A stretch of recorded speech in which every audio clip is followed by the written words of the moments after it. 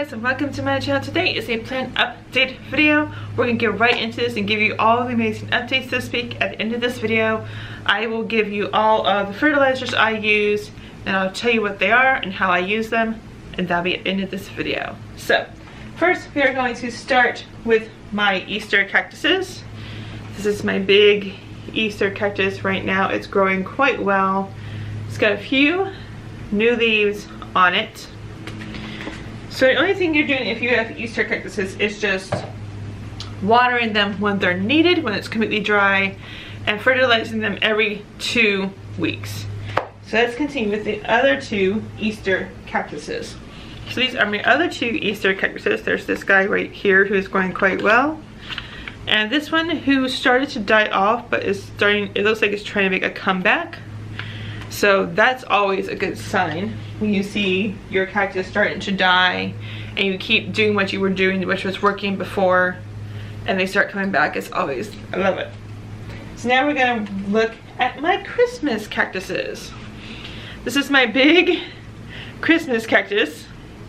So what we're gonna start doing around, depending on the weather in Florida, it might be the end of October to the beginning of November, is where we're gonna start putting this guy in the coldest room in the house while you sleep. And then when you get up in the morning, you just bring it back in. You just do that every day, and that's going to promote it to start producing blooms and all of that, which is why they're called Christmas cactuses, because they like to bloom around Christmas time. So this guy is growing a bunch of new leaves. It's insane. So here's my other Christmas cactus. I got this one and one more. So this is one of the baby ones that I've had. So yeah, everything is looking good. It's growing new leaves and everything. That's always a good sign. You always want to see it growing new leaves. That tells you it's liking what you're doing when it's growing new leaves like that. And we got this Christmas cactus who has a couple of leaves falling off, but that's totally normal. When leaves are not growing, they're going to fall off. It's not something to be worried about, because we got all these leaves down here that are growing. Everything is growing wonderfully. I just manufactured a pot pretty much, because when you have a pot for your Easter and Christmas cactuses, you're going to make sure that they have holes at the bottom of the container so the water can go through. You don't want sitting water on it. And with the fertilizer, with the potting soil that I use, which is Miracle Grow Moisture Control Potting Soil, it will gather the water and it will feed your plant as it is needed. So you don't have to worry about that, which is amazing. I love that potting soil. So here is my aloe plants. As we can see, this leaf right here is turning brown. That means it's starting to die off. I'm going to wait until it's completely brown on the entire leaf. Then I will cut it off like I did the last one. So that's it. Now we're gonna move on to my Phalaenopsis orchids, which I'm so excited about. I'm really, really happy right now because we got this guy. This is the one that is creating a flower spike right here. As you can see, it's creating its flower spike right here, and it's just growing. And what it seems to be doing is it'll grow leaves, and then they'll wrap around when the new leaf comes out far enough. So you can see this is a pretty big one right here. So this one has to get pretty big before this will wrap around it. But everything is looking good with this one. The root system is doing quite well. I don't see any new flower spikes, but everything else seems to be doing quite well. Especially this secondary flower spike that I have growing right there. That's amazing. I love it. So then we got this guy right here, which has this leaf growing right here. It has this flower spike still intact, which is amazing, and the root system is doing quite well. There's a few new roots popping out here, and that's always good, especially when it has a new leaf growing. It has this flower spike to maintain. It has lots of roots. That's always a good sign that it's growing wonderfully. So again, when you have orchids that have flower spikes, you want to angle them towards the sunlight, because that's the way they're going to grow anyway. So if you want to keep them as straight as possible, always try to put them back in the exact same spot you had them in, which is facing the sunlight, because that's the way they're going to grow. So if you want to have a crooked flower spike, that's totally cool, but I like mine to be as straight as possible because I kind of like that kind of view, which is why I always try to make sure they are in the same, as close to the same exact spot towards the sunlight as possible. So next, we have this guy right here. This wonderful guy has this giant leaf right here. It has area root here. It has another one right here and another one growing right there. It has this little tiny flower spike. But the root system is doing quite well. There's no signs of concern for me with the root system. But everything is looking good. This big old leaf is growing. There's no new signs of new leaves yet. But everything is looking good. I love it. So next, we have my big guy here. I mean, it's big because it's huge. It has this giant leaf growing. It has a couple area roots right there. The root system is doing wonderfully.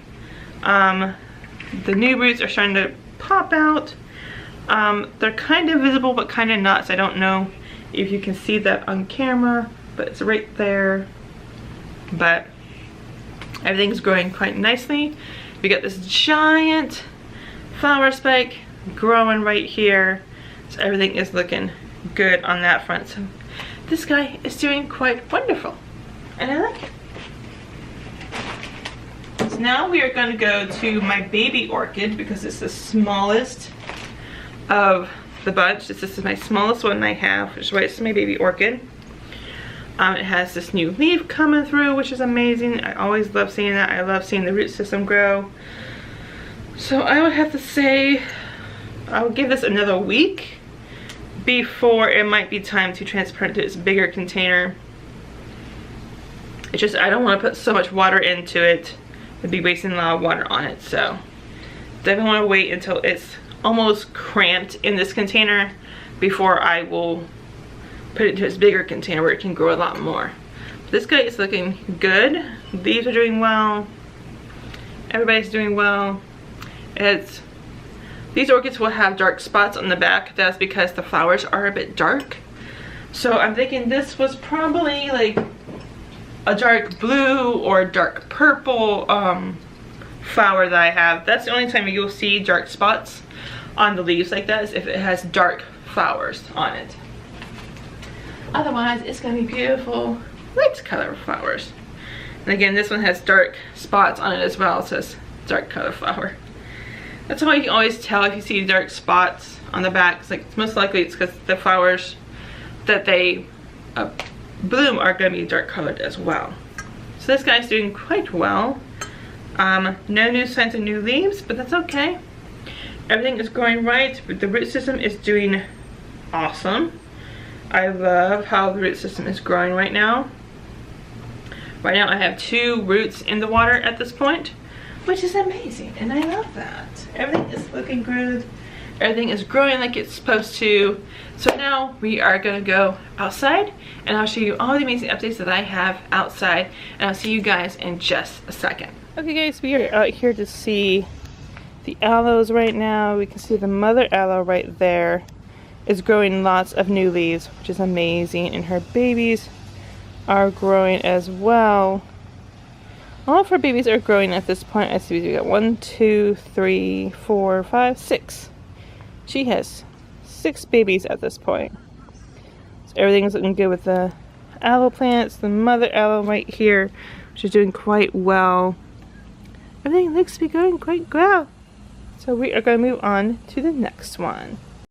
Okay guys, these are my poinsettias. As you can tell, the difference between the two. This one is the one I'm worried about. This one, not so much. Seems to be growing as well. Again, I don't know what's going on with these two. They get the same sunlight, the same water, the same fertilizer. So I don't know what's going on.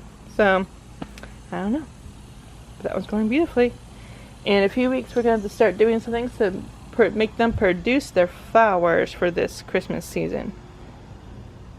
And here is my miniature rose bush. As you can see, the flower is starting to fade. Once it's faded completely, I'm going to cut it off and then it produce another bud. It seems like this one likes to produce one bud at a time. It's weird, but that's what it seems like it's doing. it's producing one bud at a time. So hey, I'm totally cool with that. So that looks good. Everything looks good on that.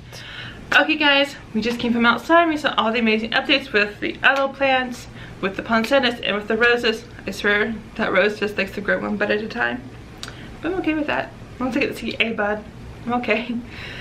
So hopefully it will grow a lot more and produce a lot more buds. But at this point, yeah, that's it. That's all the updates. So now we're gonna get into, as I promised in the beginning of this video, is what I use to fertilize my plants and where you can get it at. Okay, so this is the fertilizer that I use for my poinsettias, for my aloe plants, for my Easter and Christmas cactuses. This is what I use every 2 weeks. And this is the fertilizer I use for my miniature roses outside, again, every 2 weeks. These are all for every 2 weeks.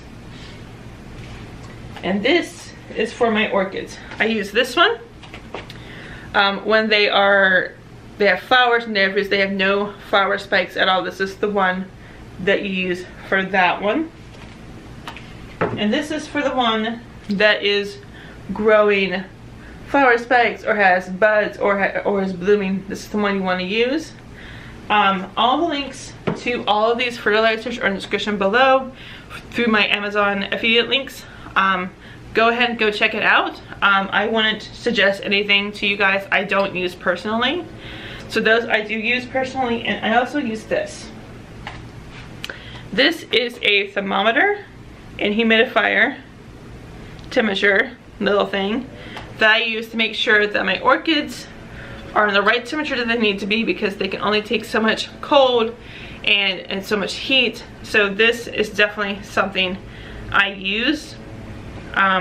That way you know that your orchids are in good conditions. You don't have to worry about them being overindulged in the heat or in the cold. So this is definitely the thing that I use. So it has a temperature on this side, it has the humidity level on this side. So for inside orchids, especially for phalaenopsis orchids, the humidity temperature should be around 42% humidity in the house. And the temperature, the coldest that the orchids can take is 65. So anything below 65 is risking the orchids. So that's why I have it, just to make sure my orchids are good, they're in good condition, everything's great. So thank you guys so much for watching. Please like this video if you liked it, share it to grow our community, and subscribe if you're new here. I do these plant updates every single Tuesday. And subscribe and hit the notification bell so you never miss a video, and I'll see you guys next week.